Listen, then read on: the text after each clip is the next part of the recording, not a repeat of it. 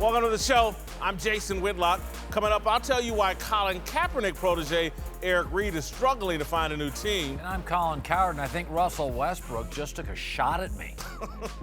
I got to shoot back. Speak for yourself starts now on a Wednesday. You deserve it if he did. Listen, he's a very dynamic player. You deserved it if he did. Stat patter, but nonetheless. All right, hello and welcome.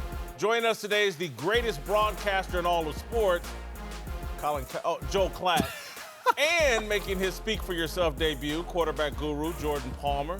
We start in the NFL, where there are now several reports that the Browns are expected to draft Wyoming quarterback Josh Allen #1 overall. Now, there have been concerns about Allen since he only completed a paltry 56% of his passes in college, but he is drawing comparisons to another not-so-accurate quarterback, Cam Newton. Andy Benoit of the Monday Morning Quarterback says, quote, both are power arm throwers who can move the chains even when the defense wins, but who can also short-circuit drives with wild inaccuracy. Allen has the stronger arm and sharper on-the-move throwing precision. Newton is a more dynamic runner. Both pose layers of problems for a defense. Cowherd, is it crazy to compare Josh Allen to Cam Newton? It is to me. The SEC at the time Cam dominated it was the best conference in football. Now it's very top-heavy. You know, at the time, their seventh best team was going and winning a bowl game by 3 touchdowns. Cam dominated it. He also completed 65% of his throws, and that was the conference giving you 50 NFL defensive players. Cam was a transformative athlete. Nobody doubted he was a #1 pick. I don't even remember a lot of talk that Cam could be a bust. Now, I will say this, he's never quite lived up to what I thought he would be. Only one MVP. And 1 Super Bowl. Josh Allen, when I look at him, I see bust all over the place. I see a guy that played in the lesser conference. He played Iowa, Oregon, struggled. That 56% accuracy scares me. He's a superstar at the combine. Those guys have, through the years, scares me. I don't know. Cam, to me, is an all-time talent. Josh Allen is a world-class arm. Yeah, to me, this is trolling. This is trying to be woke or different. Or look, I'm going to compare this big white quarterback to a big black quarterback. I'm going to be different than everybody else. The comparable is Ben Roethlisberger. You don't have to. And Ben Roethlisberger, to me, is a better athlete than Josh Allen, but both played mid-major football, both very big, both strong arms. And look, I just don't even think, and he kind of says it in here, when you compare him to Cam Newton and you acknowledge he doesn't have Cam's leg, all he has is Cam's arm, that's an insult. Because Cam's arm in the NFL isn't that accurate, and what makes him dynamic is his ability to run. I just don't like the comparison. Yeah, you know, for me, I think it's dangerous, Colin, to go the route you went. In comparing college quarterbacks' completion percentage, because the offenses are so different. You know, Gus Malzahn's offense, and that's essentially the offense that Cam came out of, it's there to complete 65%. I mean, you are making very easy throws, completable passes, decisions that are made for you. Josh was not in that type of offense at Wyoming. He was making big boy throws. And so your completion percentage is going to suffer just born out of the schematics of what you're trying to achieve and the throws that you're trying to make down the field. So I'm not as concerned about his completion percentage maybe as some. Plus, his core of wide receivers wasn't the best. He has not thrown them under the bus, which I think is a big feather in his cap. The fact that he's kind of gone out there and worn it like a badge of courage. I will say this, I think there are elements of Big Ben's game and Cam Newton's game because he does throw max effort like Cam Newton a lot where they're not throwing with a lot of touch. But he's also a guy that's not going to win with his legs, but he is very good with his legs in getting away, being elusive in the pocket, and buying himself time, and that's very Ben Roethlisberger. Yeah, and I think when you talk about touch, what you're talking about is I see the player here, but I'm going to throw him over there. And so with that comes a lot of trust. I have to know that my receiver is going to get to a certain spot at a certain time and a certain location, and I'm going to deliver it on time. So much about playing quarterback is controlling the ball. Controlling where it's thrown, controlling when it's thrown, and controlling what the tempo the ball has on it.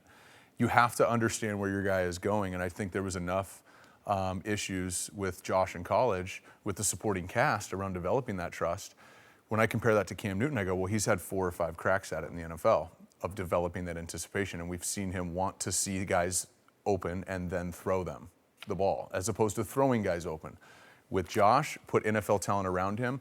It's not automatic by no means, but I believe what I've seen in person and even what we saw in Mobile. We saw him fitting the ball into windows, but in the game we saw through 2 touchdowns that he threw, layered to a spot, trusting the guy that he's known for 12 minutes. And that's so important. It's there. Because, and correct me, if you think that this is off base, but I think that quarterbacks in the National Football League really win with 3 elements of their game. You win with the ability to anticipate, you win with touch, and you win with accuracy. That's where you win, in particular between the numbers. And early in the Senior Bowl process, Josh struggled with that. Between the numbers was not his strength. Guys like Baker were throwing the ball much better than him between the numbers. He's obviously great outside the numbers and down the field. But as the week went on, all of a sudden you saw some anticipation, you saw some of that touch, which is why I believe the Browns are kicking the tires. Because when you just evaluate it, listen, I think Sam's a better player and probably a better fit at the quarterback position in the National Football than Sam Darnold. But Josh there's this element of almost mythical proportions with his arm where you're just like, my goodness, I mean, this guy he's got the strongest arm I've ever like seen. You think you can compare Allen to Cam. Gosh, I think it's a disservice to both. When Cam came out, I literally said, I've never seen that before. He was a defensive end who ran a 4.6. Or a tight end. Yeah. I mean, Cam to me was, and I had criticisms of him. I thought he lacked maturity at sometimes. But I was like, okay, I've never seen that. Yeah. I mean, it's like Ben Simmons. Yeah. He's a 6'10" point. I haven't seen that. And more importantly, that's what he used to win. It wasn't Cam's arm strength that he used to win at the college level and then coming out. That's what Josh does. Josh Allen uses his arm strength. That's his biggest weapon, and that's what he uses to win. There's a new boss in town at Buffalo Wild Wings, and he deals in bacon. It's the Bacon Boss Burger, featuring bacon 3 different ways and a blanket of white cheese sauce. And he's joined by other new favorites like the smothered cheesesteak quesadilla, sweet chili shrimp, and Alaska cod classic. All pair perfectly with a Sam 76, a fruity ale with the crisp finish of a lager. Hurry in today and try them all before they're gone at Buffalo Wild Wings. Wings, beer, sports, available for a limited time while supplies last. Please drink responsibly. To another future NFL quarterback making headlines, Josh Rosen, UCLA. Many scouts have been claiming that Rosen isn't that committed to football because, unlike other less fortunate players, he comes from a pretty privileged background, has outside options outside of the game, and Rosen responded to those concerns saying, quote, all right, my family isn't like stupid wealthy, but I'm coming from a place where if football didn't work out, I don't have to go and work at McDonald's. Other NFL players had the same opportunities. I just haven't tried to hide it or fool teams into thinking I'm somebody I'm not. My passion for the game lies in the game, not my need to play it. All right, Whitlock, you convinced Josh Rosen is fully dedicated to football. Well, it all depends on your definition of fully dedicated. I think in Josh Rosen's mind, he is.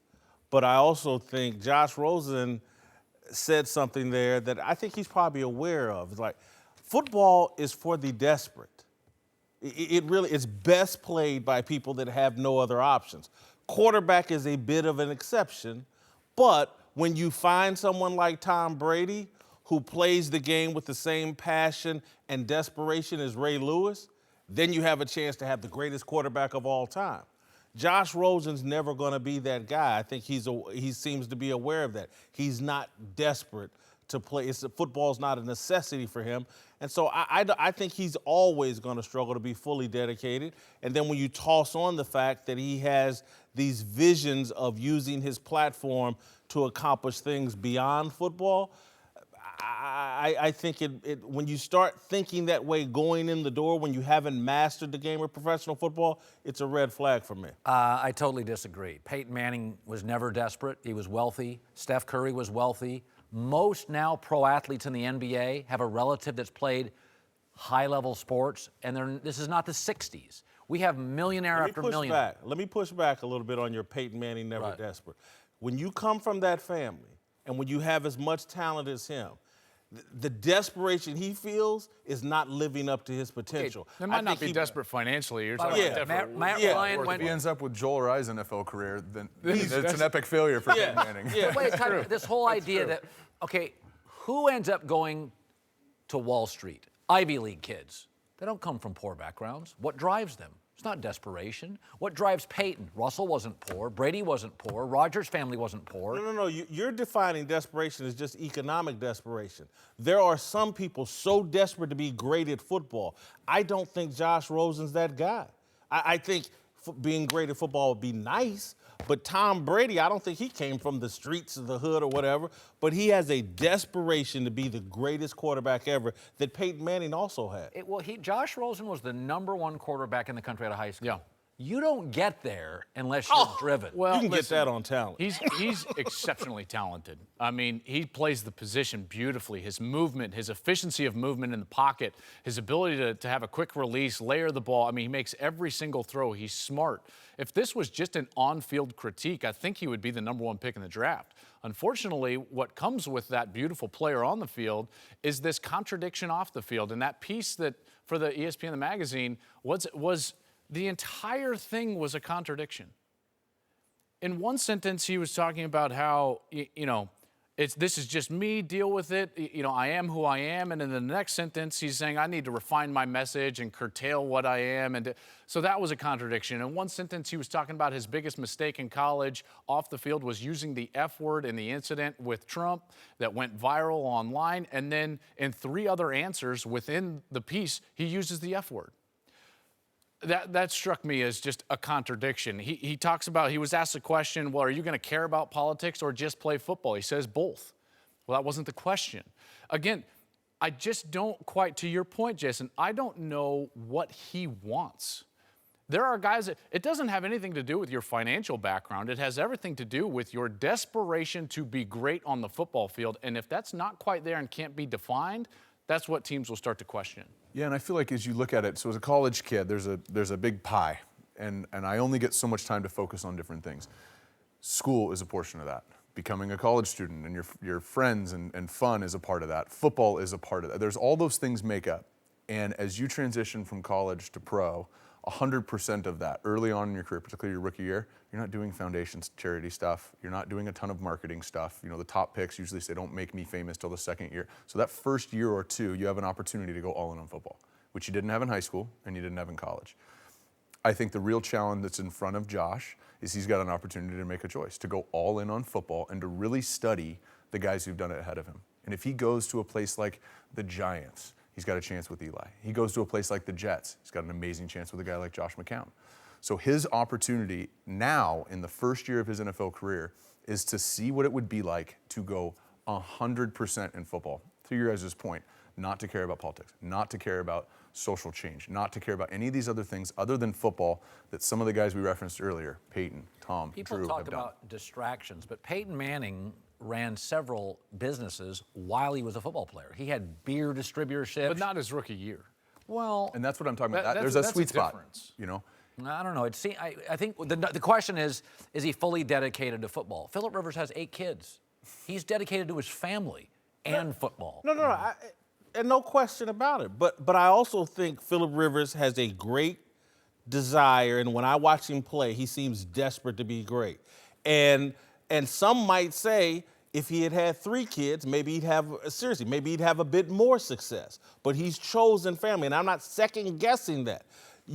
Everybody has choices to make. Some guys get married later in their life because they're so in on their career. In all different kinds of professions, guys and women make sacrifices, and you have to question, what is he willing to sacrifice to be great? We just watched Tom versus Time.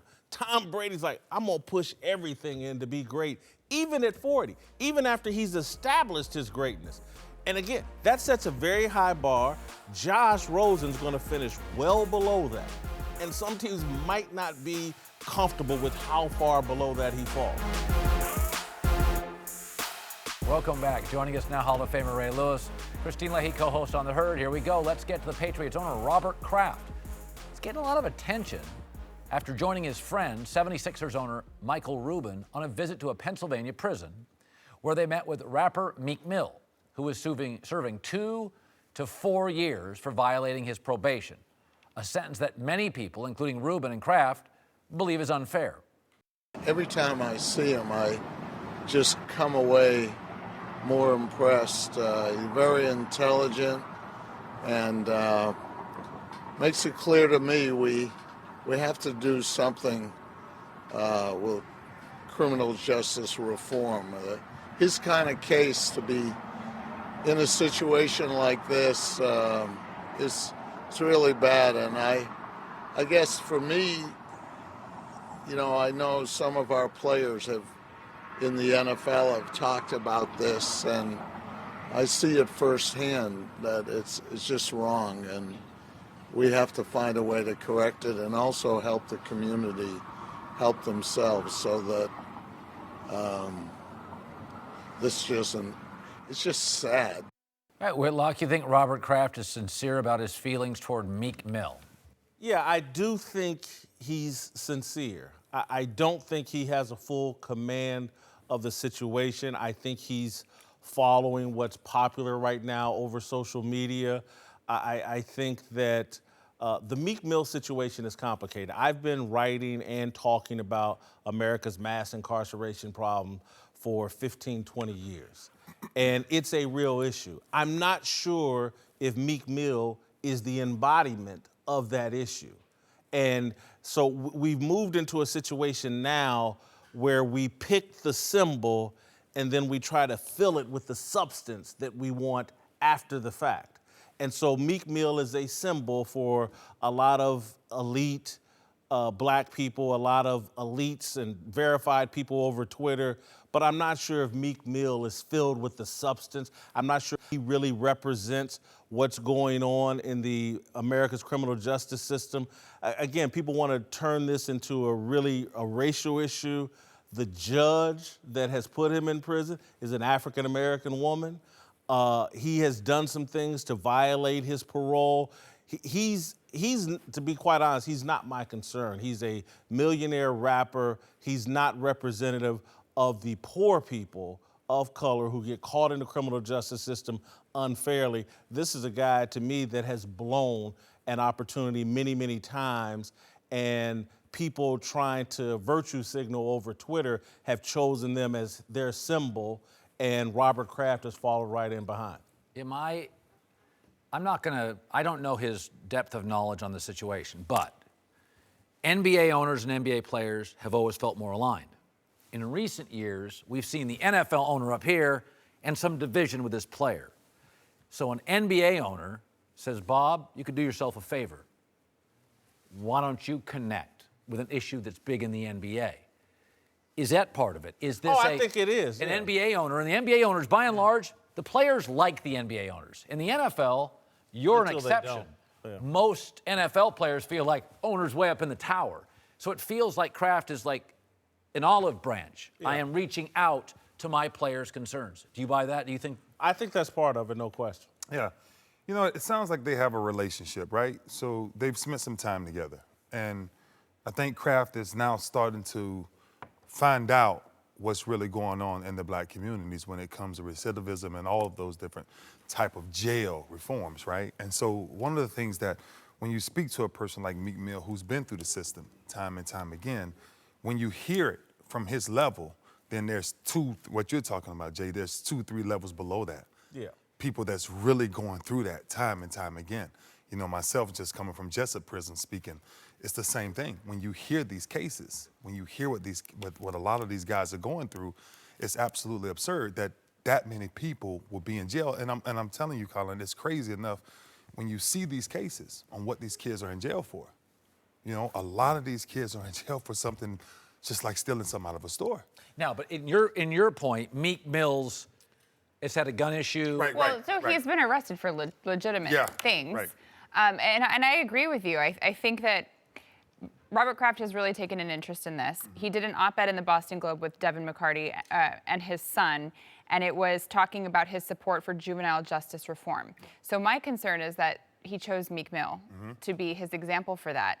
Because if you're really focused on reform, Meek Mill has had so many different opportunities to do that. They told him that he should go get his high school diploma. They told him that he should go to etiquette class. They told him you can have probation instead of jail numerous times. They told him to focus on his music instead of drug dealing.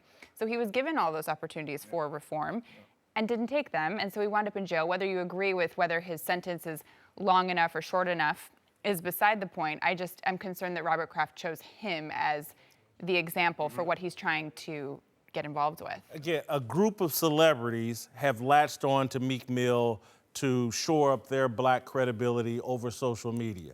And again, there is a problem with the criminal justice system, but we're not getting to it because, again, let's take Meek Mill's not the typical guy in the joint. Because the typical guy in the joint, his family gets so exploited financially, you wouldn't believe how much it costs to get phone calls in and out of a prison to the family member who's just trying to keep a lifeline with the guy. Now they're experiencing the financial burden. I've had this in my own family. Some single mothers in my own family that are breaking their back financially because their sons are incarcerated, and the system then financially exploits the mother on the outside into just putting money on their books. If you want decent socks to wear or shoes to wear, it's all overpriced. And so there's this financial exploitation that goes on with these families. Again, we're not getting to any of that because we're trapped in a Free Meek Mill hashtag and a celebrity movement rather than the real movement. However, I think Ray makes a good point, and I think you make a good point. This is an educational process for Robert Kraft. Right. And so if his entry level is Meek Mill, and then we can pull him and say, okay, now I'm gonna move you away from Meek Mill and move you over to this real stuff. Show you some other stuff. Yeah, let me show you what's really going on. We have an opportunity here, and so I don't want to beat up on Bob Kraft or Michael Rubin or anybody that's supporting Meek Mill. Does he know, on a lighter note, that Dreams and Nightmares was the Eagles song? The Eagles beat him in the Super Bowl, so maybe don't support. Now that's going next level. Yeah. That was next level. All right, welcome back. Ray Lewis is here. Joining us now is the founder of the Big Lead, Jason McIntyre. It appears the NFL National Anthem controversy isn't going away anytime soon. According to Mike Woke Florio, when the Bengals met with free agent Eric Reid, a.k.a. the first player to kneel alongside Colin Kaepernick, they wanted to know if he'd kneel or not. Bengals owner Mike Brown reportedly told Reid that he plans to ban the protest and wanted to see Reid's reaction. Cowherd, you have an issue with Brown asking about the protest. Well, the NBA doesn't allow it, so you never have to ask. The NFL does allow it, so they want to see your interest. And he's a marginal player, and so is Kaepernick. And great players have leverage with GMs. Marginal players are going to be asked questions, and they don't have leverage. This is the way employment works. The better talent, the more I dictate terms with my boss. The less talent, the more my boss dictates terms with me. Eric Reid was moved to a different position last year. He's not an elite player, and they're saying to themselves, all right, you're not Aaron Rodgers, you're not Earl Thomas, you're not Eric Berry. We're not looking. You're not going to give us any distractions. We're not going to put up with anything. He's being interviewed in Cincinnati, which is Middle America. I'm from Indianapolis originally. That's 70 minutes from Cincinnati. I got family, my brother, nephews, sister-in-law, they all live in Cincinnati. It's Middle America, and he's running a business that I think made very clear last year that the National Anthem protest hurt television ratings, which hurt the business. And so if a businessman can't ask a potential employee about a decision that clearly has hurt the business, what are we talking about here? So Mike Florio irritates the hell out of me. He's letting Eric Reid use him. All this information was clearly leaked from Reid's camp. And Florio puts it out there with no resistance. Reid was caught off guard by the question. How could you be caught off guard by the question? You've announced, Eric Reid announced, I'm not gonna kneel anymore. He can't be surprised that he got asked about it. How can you put it out there, oh my God, the Bengals let these players that have broken the law, they allow them on the team. You think Mike Brown, the owner, hasn't questioned Joe Mixon about the events that happened before he got to the Bengals? Of course he did, because it affects the business. By the way, they're asking college kids questions who most won't be future employees. So if you have a player who you think you're going to hire, why couldn't you ask him a question? You know, look, I think if you don't ask them, then you should know that they're not serious. If the owners don't ask them that question. Right. Right. So if Eric Reed goes into an office and the owner don't ask you if you're going to kneel, They're not interested. Then they're not interested.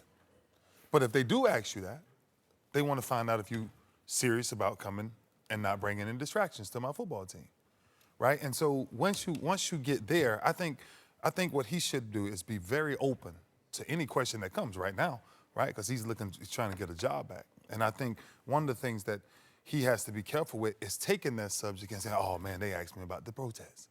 You know? No. If they ask you about it, openly answer it. And that's absolutely, I've done it then, but I'm ready to move on. I'm ready to focus on football. I'm ready to, and that's why I think, when you think about the leverage that teams have going into this, definitely the Bengals. Let me tell you why. The Bengals are trying to do a few things. One thing, they're trying to figure out how to beat Pittsburgh and Baltimore. Right. They can't do that. They can't get past that hump, right? So anything else that takes away from that, they want to know it up front. Let me know what I'm dealing with, because they got enough they deal with already. Right, they have a lot of on-the-field issues. All his job's on the line. Right, it gets on the line, and so you can't. I don't think you can.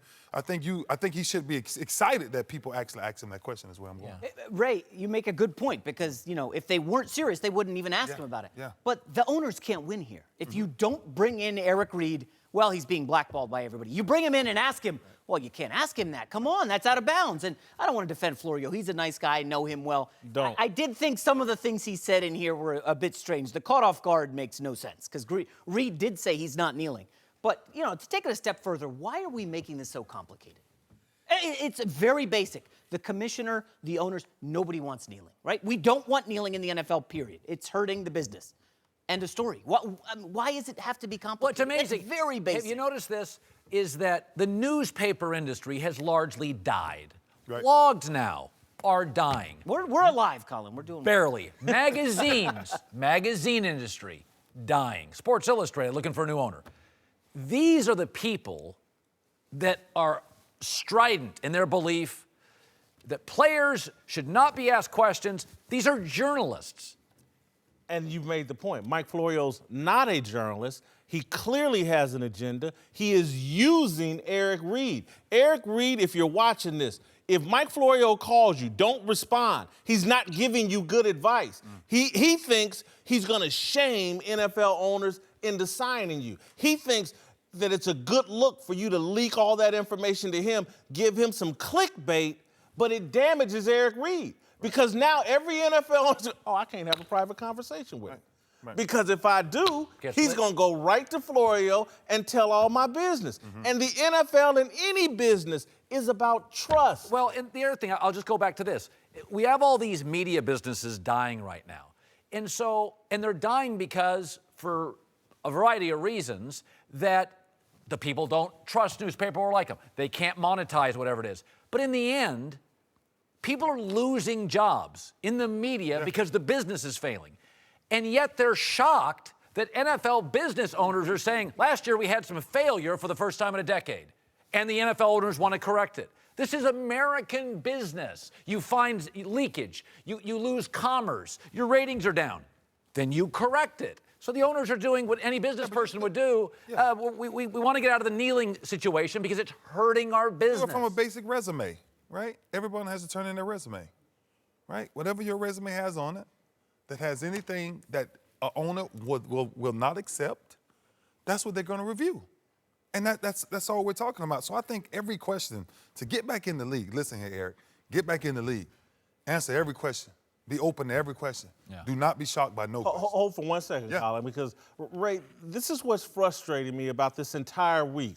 When we started with the comments you had about OBJ, it's almost like the media is intent on misleading young players. Now, I could put a color on it and say black players, but it's just like misleading all players, and no one has to follow simple common sense advice.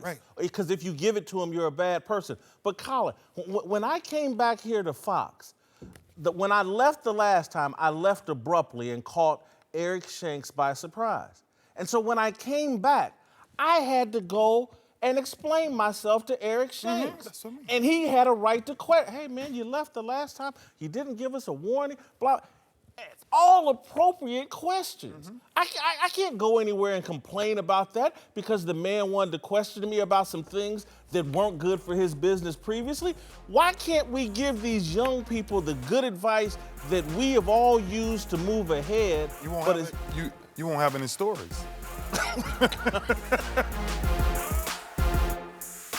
Colin Kaepernick may not be in San Francisco anymore, but that doesn't mean there isn't drama with the Niners quarterbacks. Niners legend Joe Montana is raising eyebrows for comments about the team's current quarterback, Jimmy Garoppolo. First, Montana said it was too early to anoint Garoppolo as the team's savior. Then he went on Good Morning Football and said this when asked if Jimmy G was ready to carry the torch.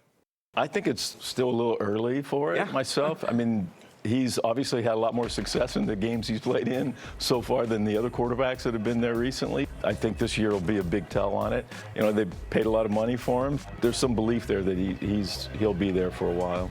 All right, Whitlock, you agree with Joe Montana? I do agree. I think Joe's take is reasonable, and I'm sure Ray will, we're crowning these guys too early, but I'm ready to crown Jimmy Garoppolo. I've seen what he did in those 5 games last year and the 2 games he got to play in New England. You get very emotional. I'm ready to, Colin, I'm ready to crown him. You had the Cavs never losing a game after Jordan Clarkson got there. I was emotional. That's what I'm saying. This is factual. I've seen enough. Okay. I'm in the projection business. The guy deserves the crown. Well, get your film projector and rewind it because this is a rebuilding franchise. Right. They don't have an elite offensive lineman. Right. They don't have an elite receiver, an elite back. Like, I like their front 7. They're rebuilding. The Rams roster can win a Super Bowl. The Eagles can. The Steelers can. If they go 8-8, they should be overjoyed with their progress in the tough NFC. You got to be slow. We got to slow down on Jimmy G. NFC is loaded right now. He can still be the savior if they go 8-8, though, Colin. I mean, come on. Listen, Nick Foles took over for Carson Wentz, and what did we all say? No chance at a Super Bowl. What did Nick Foles do? Nick Foles came through. All right, fine, Ray, you were the exception. Hey, listen, when Tom Brady took over for Drew Bledsoe, did anybody think he would be the savior? I mean, this is a franchise who had Joe Montana, Steve Young, and then a wasteland for a long time until Colin Kaepernick, your buddy, saved them. 3 straight NFC title games, went to a Super Bowl, I think lost to your Ravens. And now they're back in the wasteland. 4 straight years, no playoffs. People want hope. Fans want hope. My New York Jets just traded up in the draft. We're excited. We've got hope. We're hopeful we can find a savior. We probably won't because that's what we do as the Jets, but Jimmy G, why can't we be hopeful that he's the guy? I got no problem. Well, I don't think Joe is saying that he's not hopeful. I'm just saying just be careful to crown him too fast if you're Joe. I mean, you're talking about Joe now. You're talking about 4 rings. Nobody's comparing it. Right, but I'm saying, like, what I'm saying with Joe is I think Jimmy G is special.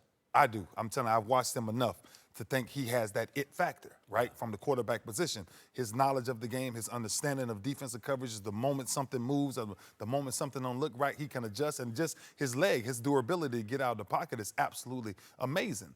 But when you talk about a team that doesn't have the team to go back and compete in the NFC, right now in the NFC, San Francisco might be 15th or 16th.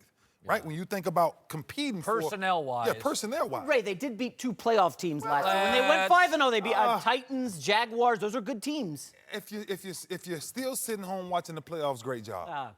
I'm just saying. Just give him time. That's what I'm saying. Sometimes we put so much pressure on people, right, that if he doesn't hold up to our expectations, like, oh, he's a bust. Oh, you paid him $137 million. This guy's a bust. I'm saying let the kid go do what he does. I think Jimmy G will be very special in San Francisco. I really do. But I'm saying I wouldn't put all that pressure on him, and I kind of agree with Joe. And that's why I was one of the last people to put Ray on London Fletcher's level, because I didn't want to crown Ray too fast. Welcome back, Jason McIntyre here. Former NBA great Caron Butler. 14 years. Good. My all-time favorite player in NBA history, Russell Westbrook. Love that guy. Needs 16 rebounds tonight to average a triple-double for the 2nd straight year. Now, some people have made the wildly outrageous claim that Westbrook's been padding his stats. And might I say, those people should be ashamed of themselves for not realizing this last year. Well, today Westbrook responded to those outrageous claims. First of all, it's not a process. It's not like Steven's boxing out and I get the rebound. Like, you know what I mean? A lot of people make jokes about, whatever, stat padding or going to get rebounds. If people could get 20 rebounds every night, they would. If people could get 15 rebounds, they would. The people that's talking or saying whatever they need to say, they should try and do it and see how hard it is. Since everybody's so, everybody wants to be talking, and I'm tired of hearing the same old rebound this, stealing rebound, all this. I take pride in what I do. Come out and playing, and I get the ball faster than somebody else get to it. That's just what it is. If you don't want it, I'm gonna get it. Simple as that. Oh, Whitlock, do you like Westbrook's mindset? I mean, he's a competitor, but no. I think he's so focused on his own individual basketball that he can't see that at this level that he's playing at, as long as he's been in the league, it's about the entire team. And so he's talking about what I do, rather than what we do. And so the triple-double's nice. It's a great accomplishment. I won't knock it. But I think his mind is too caught up in his individual success rather than team success. Well, that's why I call him MV Me, is that he is a remarkable talent. Nobody in this league plays harder every night, harder every possession. I will never deny that. But we also have to be honest. Not every great star is easy to play with. Marbury was hard to play with at times. Iverson was hard. He is the current Marbury Iverson. Dynamic, amazing, a motor that's the envy of the league. But there are times he's the MV Me. And it's that the value of Magic was inclusiveness. Why I love Ben Simmons is inclusiveness. Why I love LeBron is inclusiveness. Dominique was just great to watch jam on people. And I think Westbrook gets into a tunnel, and even in that rebuttal, it was very much about my numbers and my stats. Listen, I was raised by real OGs, not IG. So I respect every simple word that came out his mouth. Let's see you try it. He meant every word of that, and it's not easy. You can't pat stats. You have to work extremely hard. Even if the blueprint is out there for you to do it, it takes a ton of effort, consistency over the course of an entire season to make that happen. And he's done that for now 2 consecutive seasons. It's pretty special. So with that being said, he's a special talent. I love the way that he represents himself and imposes his will and played with that reckless abandon. You know, just that attitude and that thrust that we all appreciate. But why is Kevin Durant now a Warrior? Because he wanted to be a Warrior. Because he didn't want to play with Westbrook. He wanted to be a Warrior. That's what he wanted. And if the Warriors don't win or, they don't perform at a high level, he may want to be somewhere else. So you can't put that on just Russell Westbrook. Why is Victor Oladipo now a significantly better player without Westbrook on a worse team? Player usage. He's playing extremely well. Why is Paul George in OKC? I mean, he played extremely well in Indiana also. But he's struggling now. He had the worst shooting month 21 of his career. 21-5 and 3. No, but after the All-Star break, Paul George is shooting 30% on three-pointers. Yeah, he's got one he's foot getting out his the door. opportunities. I'm of the belief that Westbrook has seen Paul George kind of struggle. He knows Carmelo Anthony's not getting the rebounds, and he thinks he can do it himself. Carmelo joked today at shoot-around, Russ steals our rebounds. And he's saying it jokingly, but everybody knows this. The video's out there from last year. We posted it on the site. And people agree, he's a bit of a stat patter. Now, I know he's a great player. We get that he's an awesome talent. But, Karam, when you come back to this, no man is an island. You cannot do it yourself. Michael Jordan didn't win anything without Pippen. We saw Shaq and Kobe by themselves afterward. They struggled until they each got help. Russell cannot do this himself. As Colin said, he ran off Durant. I know you don't want to say ran him off. Oladipo's thriving elsewhere. Paul George is going to leave. At what point do we look and say, geez, OKC made the wrong decision keeping Russell Westbrook. They should have kept James Harden. By the way, players always love Westbrook. Yeah. He's a player's player. There's an old saying, a comedian's comedian is not always the most popular comedian. Westbrook's a player's player. You would pay to watch him play. I mean, Alex English, remember Alex English, Kiki Vandeweghe? Yes. They're 20-point-a-game guys. Most players won't walk across the street and watch Kiki Vandeweghe shoot jumpers. Russell's Iverson, a player's player. So he gets unified support from players. But I'm telling you, he is hard. The numbers don't lie. Here's what happens, Colin, and we see it in all walks of life. We see it in every business place. There's always someone who works harder than everybody else, and you respect the effort. But experienced people often go tap that person on the shoulder and say, you need to work smart. Facts. You need to work smart. Working smart is better than working hard. And you can combine the two, work hard and smart. And that's what Russell Westbrook hasn't been able to accomplish. And so we all respect the effort. And in a league where not everybody's playing hard, he is, Yes. and it makes you respect it. Yes. But is he working smart? Because again, let's look at LeBron this year, 82 games. I don't think it's that smart. No, but he's working hard and smart.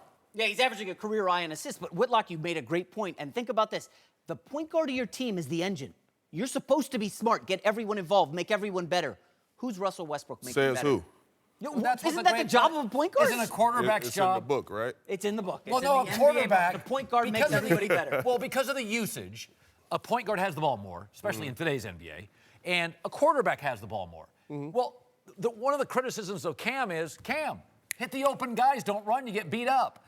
I mean, shouldn't a point guard be at least a more inclusive This is player? what I say about the OKC Thunder in their season. Russell Westbrook averaged 30-plus points last season, 10-plus rebounds, 10-plus assists. Astronomical season, amazing. This season, he's forced to delegate a lot of things. He got to have a balance of incorporating 2 stars, one still being efficient, but on the back end of his career in Carmelo Anthony, trying to navigate through that spot. And, you talk to Coach Donovan. I had the luxury of interviewing him and just talking about the team and the chemistry. And he's like, look, it's a tough balance in that. We still don't have a true identity yet. And Russ is still getting us through that. What you just said, a bad coach and a point guard with no self-awareness. All right, time for last call. After Ben Simmons said he should win the NBA Rookie of the Year, Donovan Mitchell found a clever way to smack back, wearing a sweatshirt with the definition of the word rookie on it, a reminder that Simmons was drafted in 2016 and sat out all of last season with an injury. Colin, whose side are you on here, Mitchell or Simmons? Coin flip, Simmons, I think, is a more transformative talent. Mitchell's averaging 20. He's the best player on a 45-win team as a rookie. Yeah, that's pretty unprecedented. Caron Butler was breaking it down to us, made a pretty good case for Donovan Mitchell did. as a future Dwayne Wade. Any rookie that can be analogized to Dwayne Wade, pretty impressive. But Ben Simmons may be Magic Johnson.